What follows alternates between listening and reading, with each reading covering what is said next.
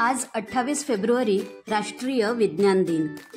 आजच्याच दिवशी 1928 रोजी डॉक्टर C.V. रमन यांनी भौतिकशास्त्रातील लावलेल्या शोधाला रामन इफेक्ट असे नाव देण्यात आले। यामुळे हा दिवस राष्ट्रीय विज्ञान दिन म्हणून साजरा करण्यात येतो। 28 फेब्रुवारी 1935 रोजी वॅलेस कॅरोथर्स या शास्त्रज्ञाने नायलॉनचा शोध लावला। भारतीय अमेरिकन संशोधक रंगास्वामी श्रीनिवासन यांचा 28 फेब्रुवारी 1929 रोजी जन्म झाला। भारतीय संगीतकार व दिग्दर्शक पद्मश्री रवींद्र जैन यांचा 28 फेब्रुवारी 1944 रोजी जन्म झाला। ग्वाल्हेर, किराणा, जयपूर घराण्याच्या ख्याल गायिका विदुषी पद्मा तळवलकर यांचा 28 फेब्रुवारी 1948 रोजी जन्म झाला।